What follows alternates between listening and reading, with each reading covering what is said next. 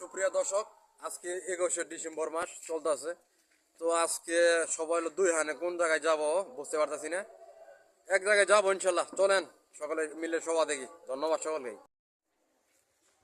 নেককার সন্তানের দরকার।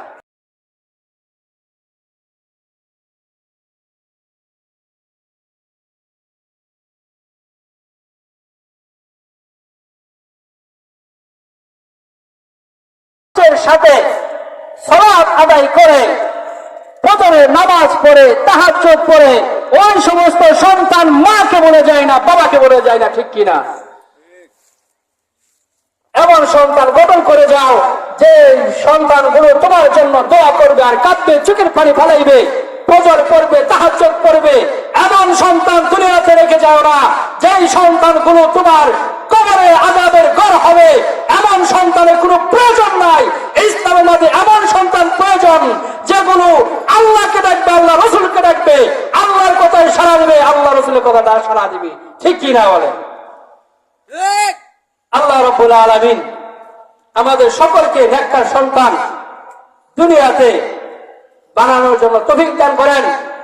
আর যে সমস্ত মা বোন, আমি সকলকে বলতে চাই, সকলকে বলি, আপনার সন্তানকে সর্বপ্রথম কোরআন ও কারিমের শিক্ষা দান করেন।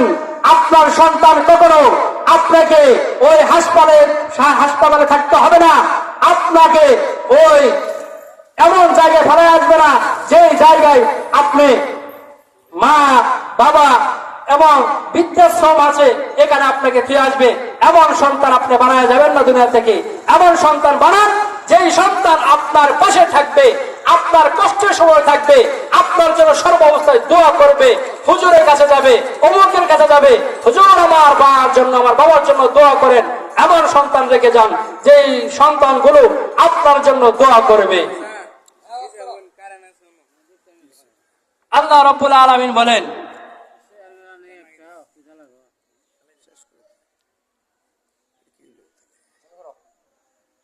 আল্লাহ রাব্বুল আলামিন বলতেছেন, ইম্মা ইয়াবলুগান্না ইনদাকাল কিবরা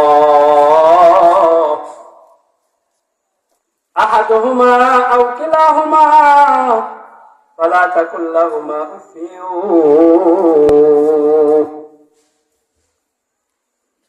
আল্লাহ রাব্বুল আলামিন বলেন, এক নাম্বার বান্দা তুমি আমার ইবাদত করবা, দুই নাম্বার তোমার পিতা মাতার তুমি খেদমত করবা, সুন্দরভাবে ভালোভাবে আচরণ করবা, ব্যবহার করবা।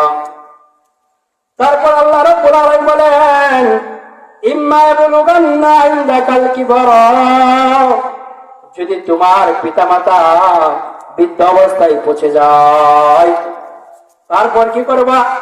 আহাদুহুমা, একজন হোক, আর কিলাহুমা, তোমার দুজন হোক, যদি পিতা মাতা দুজনই বৃদ্ধ হয়ে যায়।